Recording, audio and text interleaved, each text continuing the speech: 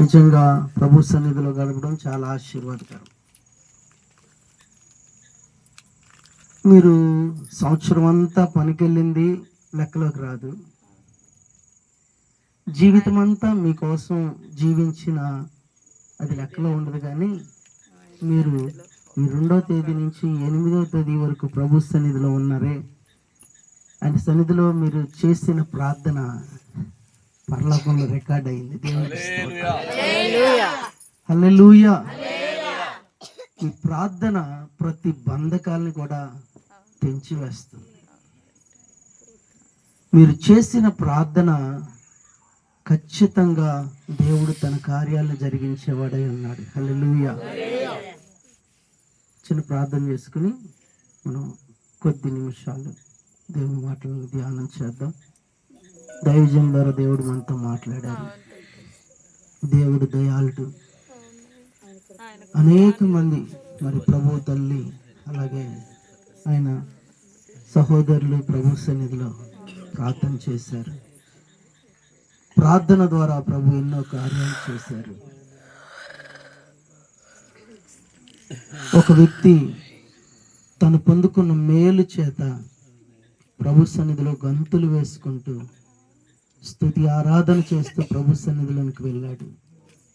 ఎన్నో అద్భుతమైన మాటలు దైవజనుల ముఖాంతరం నుంచి ప్రభు మాట్లాడారు. చిన్న ప్రార్థన, పరిశుద్ధుడా, బిడ్డల్ని సన్నిధిలో చలికైనా నువ్వు కావాలని ఇక్కడికి వచ్చారు. ఈ హృదయాలను ఎరిగిన దేవుడు, ఈ బిడ్డలందరినీ వారి ఆసక్తిని బట్టి మీ నామానికి కృతజ్ఞతలయ్యా. ఈ రోజుకి ప్రభా వారం నుంచి నీ బిడ్డలు ప్రభా నీ సన్నిధిలో గడుపుతున్నారు. వారు చేసిన ప్రతి ప్రార్థనకు మీరు నిశ్చయంగా జవాబు దయచేదురుగాక. కొద్ది మాటలు మాతో మాట్లాడి మహిమ పొందమని యేసు నామములో అడుగుచున్నాము మా పరమ తండ్రి, ఆమేన్. హల్లెలూయా. ఎక్కువ సమయం అయితే తీసుకొని కానీ ఎవరు వెళ్ళిపోవద్దు. 2 నిమిషాలు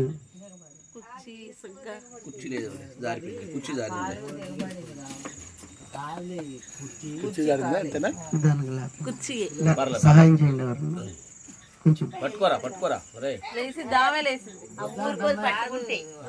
కింద పట్టుకొని లేసి.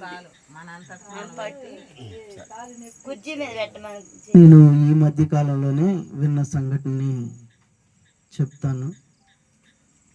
మా ప్రాంతం నుంచి దైవజనులు సువార్త పరిచయం చేయడానికి అలాగే జాబ్ నిమిత్తం విజయవాడ మహాపట్నం వచ్చినప్పుడు సీతానగరం అనే ప్రాంతానికి సువార్త చెప్పడానికి వెళ్ళినప్పుడు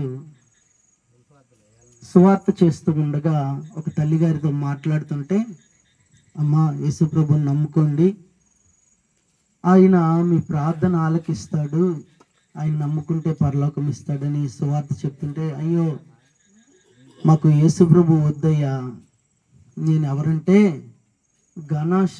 ఘనాసారిని, నా మీదకి దేవత వస్తూ ఉంటుంది కనుక మాకు ప్రభు అవసరం లేదు అని చెప్తే పాస్టర్ గారు ఏం చేశారంటే ఆయన ఫోన్ నెంబర్ ఉన్న ఒక ఫాంప్లెట్ ఇచ్చి, అమ్మా ఎప్పుడైనా నీ జీవితంలో కష్టాలు వచ్చి బాధలు వచ్చి నువ్వు కన్నీటితో ఉన్న సమయంలో ఒక్కసారి యేసుప్రభువా నాకు సహాయం చేయని చిన్న ప్రార్థన చేసుకోమ్మా, ఆయన నీకు సహాయం చేస్తాడని చెప్పి ఆయన ఒక పేపర్ ఇచ్చారు.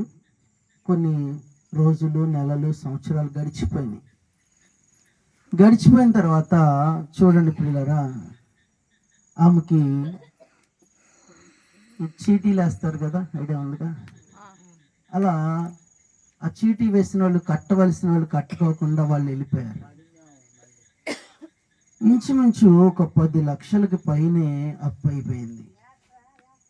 వాళ్ళకున్న స్థలాన్ని అమ్మి ఆ అప్పులు కట్టేసేద్దామంటే వీళ్ళు అప్పుల్లో ఉన్నారని తెలిసి 10 లక్షల స్థలాన్ని 6 లక్షలకు అడుగుతున్నారు.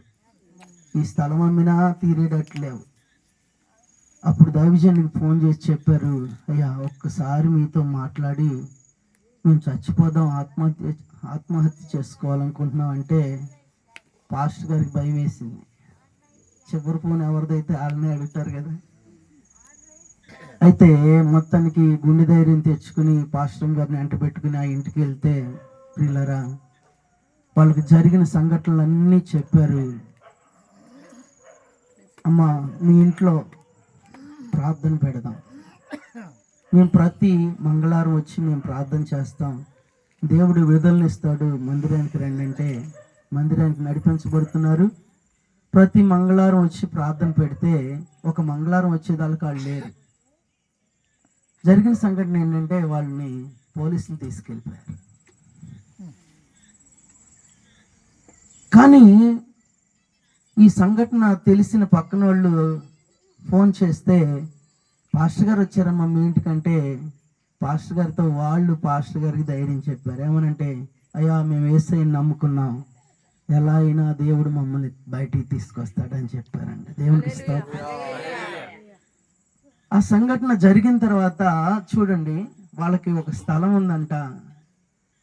ఆ స్థలము వాళ్ళ బంధువుల ద్వారా వాళ్ళందరూ చనిపోతే అది వీళ్ళదని వీళ్ళకి కూడా తెలియదు. వీళ్ళు వచ్చి ప్రార్థన చేస్తున్నారు మందిరానికి, దైవజనులు వచ్చి